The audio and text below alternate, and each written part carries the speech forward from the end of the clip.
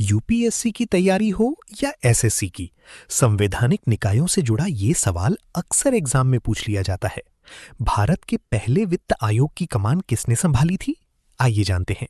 तो सवाल है, भारत के प्रथम वित्त आयोग के अध्यक्ष कौन थे? विकल्प ए सी राजगोपालाचारी, विकल्प बी के सी नियोगी, विकल्प सी वाई बी चौहान और विकल्प डी के संथानम। सही जवाब है विकल्प बी के सी नियोगी। दोस्तों, वित्त आयोग का प्रावधान संविधान के अनुच्छेद 280 में किया गया है। ये एक संवैधानिक निकाय है जिसका गठन राष्ट्रपति द्वारा हर 5 साल पर या आवश्यकतानुसार किया जाता है। इसका मुख्य काम केंद्र और राज्यों के बीच करों के बंटवारे और अनुदानों की सिफारिश करना है। इस आयोग का पहला गठन 22 नवंबर 1951 को हुआ था और इसके अध्यक्ष क्षितीश चंद्र नियोगी यानी केसी नियोगी बनाए गए थे। गौरतलब है कि वर्तमान में 17वें वित्त आयोग की अध्यक्षता अरविंद पनगड़िया कर रहे हैं, जिनका कार्यकाल 2026 तक है। प्रश्न नंबर 2। देश की रक्षा और बजट का हिसाब किताब संभालने वाले रक्षा लेखा विभाग को मई 2026 में नया प्रमुख मिला है। क्या आपको पता है वो कौन है? सवाल है, भारत का रक्षा लेखा महानियंत्रक यानी सीजीडीए हाल ही में किसे नियुक्त किया गया है? विकल्प ए देविका रंजन, विकल्प बी अनुग्रह नारायण दास, विकल्प सी राजीव कुमार सिन्हा और विकल्प डी संजीव कुमार मिश्रा। सही जवाब है विकल्प बी अनुग्रह नारायण दास। भारतीय रक्षा लेखा सेवा यानी IDAAS के 1991 बैच के वरिष्ठ अधिकारी अनुग्रह नारायण दास ने 1 मई 2026 को रक्षा लेखा महानियंत्रक का पदभार ग्रहण किया। उन्होंने श्रीमती देविका रंजन की जगह ली, जो इस पद पर आसीन होने वाली पहली महिला अधिकारी थीं। सीजीडीए तीनों सेनाओं और रक्षा प्रतिष्ठानों के वेतन, पेंशन और खातों के महालेखा परीक्षक के रूप में कार्य करता है और रक्षा मंत्रालय के बजट प्रबंधन में अहम भूमिका निभाता है।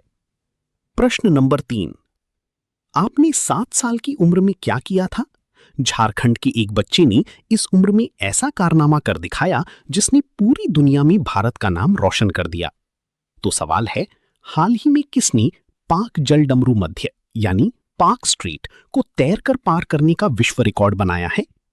विकल्प ए अंशुल यादव, विकल्प बी रोहित वर्मा, विकल्प सी ईशांक सिंह और विकल्प डी विकास ठाकुर। सही जवाब है विकल्प सी ईशांक सिंह। झारखंड के बोकारो जिले के रहने वाले महज 7 वर्षीय बालक ईशांक सिंह ने पाक जल डमरू मध्य को लगभग 9 घंटे 50 मिनट में 29 किलोमीटर तैरकर पार किया। पाक जल डमरू मध्य तमिलनाडु और श्रीलंका की मन्नार द्वीप के बीच स्थित है और मगरमच्छों व शार्क के कारण बेहद खतरनाक माना जाता है। ईशांक ने ये उपलब्धि हासिल कर विश्व की सबसे कम उम्र की पाक जल डमरू मध्य तैराक होने का रिकॉर्ड अपने नाम कर लिया। प्रश्न नंबर 4।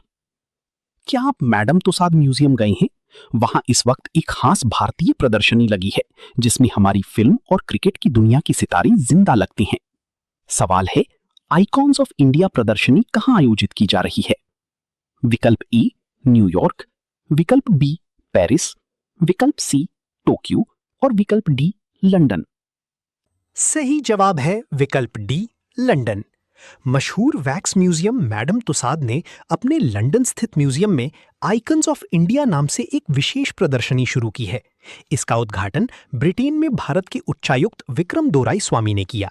इस अनूठी प्रदर्शनी में अमिताभ बच्चन, शाहरुख खान, दीपिका पादुकोण के साथ साथ क्रिकेट के भगवान कहे जाने वाले सचिन तेंदुलकर और विराट कोहली के मोम के पुतलों को एक साथ प्रदर्शित किया गया है। प्रश्न नंबर 5। कोयला और शून्य प्रदूषण, ये सुनने में थोड़ा अटपटा लगता है ना, लेकिन अब ये हकीकत बन चुकी है। आखिर ये कमाल किस देश ने किया है?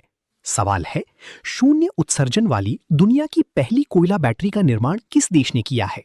विकल्प ए भारत, विकल्प बी अमेरिका, विकल्प सी चीन और विकल्प डी जापान। सही जवाब है विकल्प सी चीन।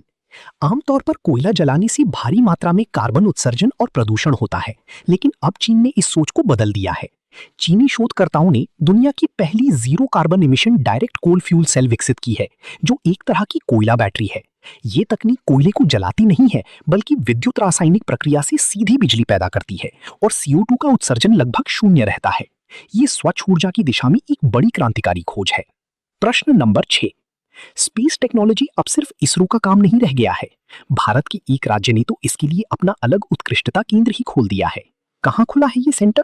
सवाल है, भारत का पहला राज्य द्वारा समर्थित अंतरिक्ष प्रौद्योगिकी उत्कृष्टता केंद्र किस स्थान पर शुरू किया गया है? विकल्प ए बेंगलुरु, विकल्प बी हैदराबाद, विकल्प सी चेन्नई और विकल्प डी पुणे। सही जवाब है विकल्प ए बेंगलुरु। भारत का पहला राज्य समर्थित space tech centre of excellence Karnataka के बेंगलुरु में लॉन्च हुआ है। इसे कर्नाटक सरकार और सैटकॉम इंडस्ट्री एसोसिएशन यानी एसआईए इंडिया ने मिलकर शुरू किया है। इसका उद्घाटन कर्नाटक के आईटी मंत्री प्रियांक खड़गे ने किया। ये सेंटर अंतरिक्ष प्रौद्योगिकी में स्टार्टअप्स को बढ़ावा देने और रिसर्च को मजबूत करने का काम करेगा। प्रश्न नंबर 7, गांवों को जोड़ने वाली पीएम ग्राम सड़क योजना का चौथा चरण किसके हाथों लॉन्च हुआ? सवाल है, हाल ही में प्रधानमंत्री ग्राम सड़क योजना पीएमजीएसवाई 4 के चौथे चरण के सड़क प्रोजेक्ट्स का शुभारंभ किसके द्वारा किया गया? विकल्प ए शिवराज सिंह चौहान, विकल्प बी नितिन गडकरी, विकल्प सी राजनाथ सिंह और विकल्प डी नरेंद्र मोदी। सही जवाब है विकल्प ए शिवराज सिंह चौहान। केंद्रीय ग्रामीण विकास मंत्री शिवराज सिंह चौहान ने हाल ही में ओडिशा के रायगढ़ से प्रधानमंत्री ग्राम सड़क योजना के चौथे चरण का ग्राउंड लेवल पर शुभारंभ किया। इस चरण के तहत लगभग 1698 करोड़ रुपए की लागत से छोटे छोटे गांवों और दुर्गम बस्तियों को हर मौसम में चलने योग्य पक्की सड़कों से जोड़ा जाएगा। बता दें कि इस योजना को 2024 में कैबिनेट से मंजूरी मिली थी। प्रश्न नंबर 8, चक्रवात और मौसम की सटीक भविष्यवाणी करने के लिए भारत ने एक और ऑब्जर्वेटरी खोल दी है। ये नई सौगात किस राज्य को मिली है? सवाल है, हाल ही में तटीय वायुमंडलीय अनुसंधान परीक्षण केंद्र यानी सीआर्ट की खुली वेधशाला का उद्घाटन कहां किया गया? विकल्प ए तमिलनाडु, विकल्प बी केरल, विकल्प सी आंध्र प्रदेश और विकल्प डी उड़ीसा। सही जवाब है विकल्प सी आंध्र प्रदेश। भारतीय उष्णकटिबंधीय मौसम विज्ञान संस्थान यानी आईआईटीएम ने आंध्र प्रदेश के विशाखापट्टनम में तटीय वायुमंडलीय अनुसंधान परीक्षण केंद्र की ओपन फील्ड वेधशाला का उद्घाटन किया। ये मिशन मौसम का हिस्सा है। इसका उद्देश्य बंगाल की खाड़ी से उठने वाले उष्णकटिबंधीय चक्रवातों और मॉनसून प्रणालियों से जुड़ी वायुमंडलीय प्रक्रियाओं का गहन अध्ययन करना है, जिससे मौसम पूर्वानुमान और अधिक सटीक हो सके।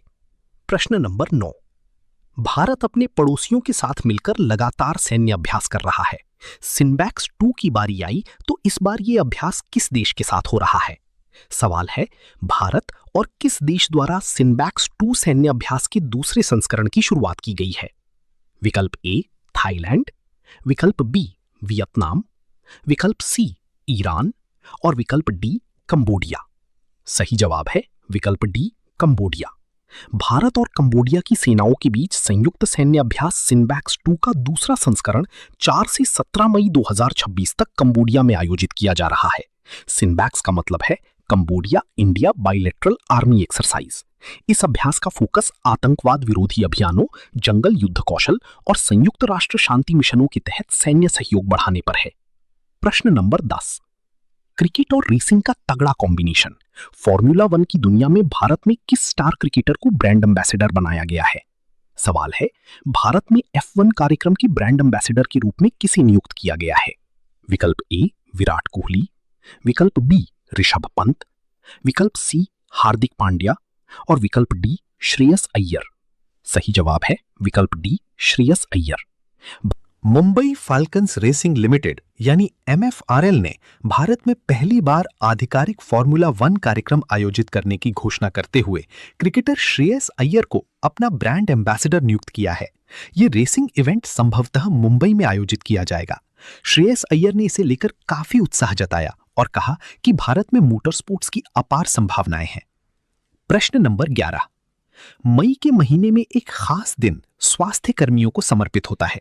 अगर आप अस्पताल जाएं तो इस दिन को सेलिब्रेट करने वालों को सबसे पहले देखेंगे। पहचाना क्या? सवाल है, प्रतिवर्ष 12 मई को किस दिवस के रूप में मनाया जाता है? विकल्प ए विश्व स्वास्थ्य दिवस, विकल्प बी विश्व अस्थमा दिवस, विकल्प सी अंतर्राष्ट्रीय नर्स दिवस और विकल्प डी विश्व तंबाकू निषेध दिवस। सही जवाब है विकल्प सी अंतर्राष्ट्रीय नर्स दिवस।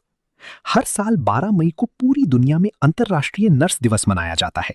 ये दिवस आधुनिक नर्सिंग की जननी फ्लोरेंस नाइटिंगेल के जन्मदिन के उपलक्ष्य में मनाया जाता है। इस दिन मरीजों की देखभाल और समाज के स्वास्थ्य को बेहतर बनाने में नर्सों के निस्वार्थ योगदान को सम्मानित किया जाता है। प्रश्न नंबर 12। भारतीय नेवी की ताकत लगातार बढ़ रही है। प्रोजेक्ट 17A के तहत बना दमदार स्टेल्थ फ्रिगेट INS महेंद्रगिरी किस शिपयार्ड ने बनाकर नेवी को सौंपा? सवाल है, हाल ही में भारतीय नौसेना को सौंपी गई INS महेंद्रगिरी को किसके द्वारा निर्मित किया गया है? विकल्प A Garden Reach ship builders, विकल्प बी कोचीन शिपयार्ड लिमिटेड, विकल्प सी हिंदुस्तान शिपयार्ड लिमिटेड और विकल्प D Mazagon dock shipyard limited.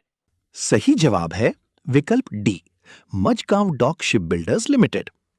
INS Mahendragiri project 17A के तहत निर्मित छठा स्टेल्थ फ्रिगेट है, जिसे 30 अप्रैल 2026 को Mazagon dock ship builders limited यानी MDL मुंबई ने भारतीय नौसेना को सौंपा था। प्रोजेक्ट 17A नीलगिरी क्लास के फ्रिगेट हैं, जो अत्याधुनिक स्टेल्थ टेक्नोलॉजी, बेहतर रडार और हथियार प्रणालियों से लैस हैं। बता दें कि इसी प्रोजेक्ट के पहले 3 जहाज INS नीलगिरी, INS उदयगिरी और INS तारागिरी पहले ही नेवी को मिल चुके हैं। प्रश्न नंबर 13। चुनाव आयोग दुनिया के सबसे बड़े लोकतंत्र की रीढ़ है, लेकिन क्या आपको पता है कि आजाद भारत में सबसे पहले इस अहम कुर्सी पर कौन बैठे थे? सवाल है, भारत के प्रथम मुख्य चुनाव आयुक्त कौन थे? विकल्प ए KVK सुंदरम, विकल्प बी सुकुमार सेन, विकल्प सी SP सीन वर्मा और विकल्प डी TN शेषन। सही जवाब है विकल्प बी सुकुमार सेन। भारत के पहले मुख्य चुनाव आयुक्त सुकुमार सेन थे, जिन्होंने 21 मार्च 1950 से 19 दिसंबर 1958 तक इस पद पर कार्य किया। उनके कार्यकाल की सबसे बड़ी उपलब्धि ये थी कि उन्होंने 1951-52 में स्वतंत्र भारत के पहले आम चुनावों को सफलतापूर्वक संपन्न कराया। तब करीब 17 करोड़ 36 लाख मतदाताओं ने अपनी मताधिकार का प्रयोग किया था। उनके कुशल प्रबंधन की दुनिया भर में सराहना की गई। प्रश्न नंबर 14। इतिहास के पन्नों में अक्सर एक ऐसी योद्धा का जिक्र आता है जिसने मुगलों को धूल चटाई और अपनी मातृभूमि के लिए सर्वस्व न्योछावर कर दिया। जानते हैं कौन? सवाल है, मराठा साम्राज्य की संस्थापक और हिंदवी स्वराज्य की प्रणेता कौन है? विकल्प ई बाजीराव प्रथम, विकल्प बी शिवाजी महाराज, विकल्प सी संभाजी महाराज और विकल्प डी राजाराम महाराज। सही जवाब है विकल्प बी छत्रपति शिवाजी महाराज। छत्रपति शिवाजी महाराज का जन्म 19 फरवरी 1630 को शिवनेरी किले में हुआ था। उन्होंने 1674 में रायगढ़ किले में अपना राज्याभिषेक करवाकर मराठा साम्राज्य की स्थापना की। उन्होंने हिंदवी स्वराज्य का विचार दिया और अपनी उत्कृष्ट गुरिल्ला युद्ध नीति, जिसे गनीमी कावा कहते हैं, के बल पर औरंगजेब जैसे शक्तिशाली मुगल शासक को कड़ी चुनौती दी। वे न केवल एक महान योद्धा थे, बल्कि कुशल प्रशासक और दूरदर्शी राजनेता भी थे। प्रश्न नंबर 15। पिछली सदी के शुरुआत में एक ऐसी फिल्म बनी जिसने पूरे भारतीय सिनेमा की नींव रखी। आइए जानते हैं उस फिल्म के बारे में। सवाल है, दादा साहब फाल्के द्वारा निर्मित भारत की पहली फीचर फिल्म कौन सी थी? विकल्प ए राजा हरिश्चंद्र, विकल्प बी आलम आरा, विकल्प सी मदर इंडिया और विकल्प डी मुगले आजम। सही जवाब है विकल्प ए राजा हरिश्चंद्र। दादा साहब फाल्के को भारतीय सिनेमा का जनक कहा जाता है। उन्होंने 1913 में भारत की पहली फुल लेंथ फीचर फिल्म राजा हरिश्चंद्र बनाई। ये एक मूक फिल्म थी जो सत्यवादी राजा हरिश्चंद्र की पौराणिक कथा पर आधारित थी। इस फिल्म ने भारतीय फिल्म उद्योग की नींव रखी। ध्यान रहे, आलम आरा जो 1931 में बनी, वो भारत की पहली बोलती फिल्म यानी सवाक फिल्म थी। आउट्रो। तो दोस्तों, ये थी मई 2026 की कुछ super important current affairs MCQs। आपको कितने जवाब सही मिले कमेंट करके जरूर बताइएगा। चैनल को सब्सक्राइब करना बिल्कुल ना भूलें। मिलती हैं अगली वीडियो में एक नई टॉपिक के साथ। तब तक के लिए खुश रहिए, पढ़ते रहिए। जय हिंद।